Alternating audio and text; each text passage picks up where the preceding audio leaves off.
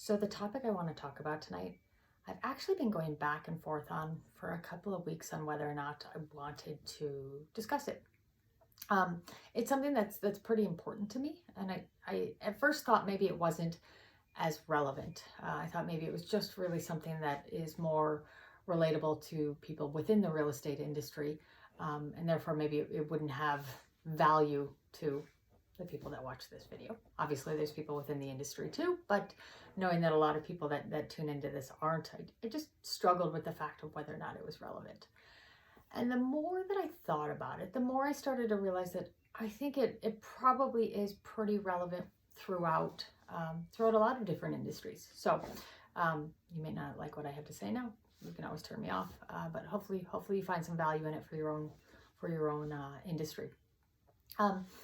I know I've been talking a little bit about that. I've been trying to tap in and do a bunch of webinars, beyond a bunch of webinars, trying to share and collaborate as somebody within the industry and somebody that's had a little bit of success in the industry.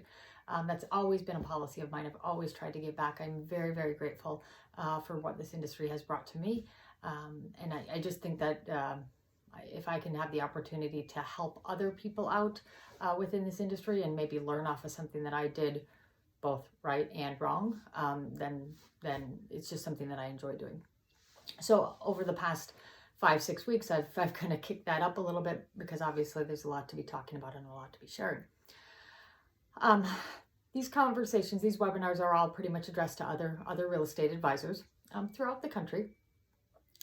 One of the questions that I feel comes up repetitively, and one of the questions that I always think that the consumers are a little disappointed in my answer, but one of the questions that comes up is, how do I get more business right now? Business is down, listings are down, people aren't buying houses. How do I get more business now? I feel like that's a question that comes up almost every time. And I always wonder whether or not they are disappointed with what I say. My belief, and there are people that are going to totally disagree with this, my belief is that right now is not about getting business. I know that's easier said than done because we have bills to pay and everything else.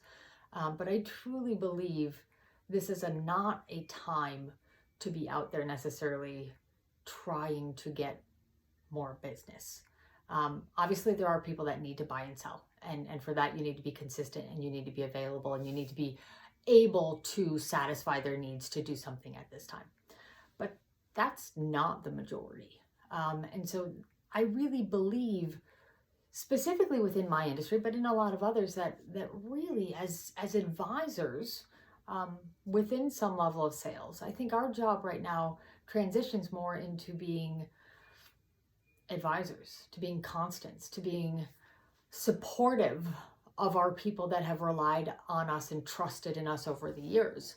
I think we need to helping to educate them, helping to calm their fears, helping to motivate them in understanding what's happening in the market and why we have confidence in them. I believe we play a lot of roles in this, and I believe we have a lot of things that we need to be doing. But I truly don't believe that now is the time that anybody should be calling up and asking somebody if they want to buy or sell their house. I just think that the timing is a little inappropriate. First and foremost, as I said before, this is a market that in my mind, if you don't need to be doing something, you probably shouldn't. If there isn't a time to it, if there isn't a unicorn property tied to it that you've been waiting for years, I don't necessarily think that it's something that has to be done. So for that perspective, I keep coming back to what we should be doing within our industries. We should be leading, we should be advising, we should be counseling, we should be helping people to understand the markets. We should be getting people ready and prepared to do business when business is safer to be done.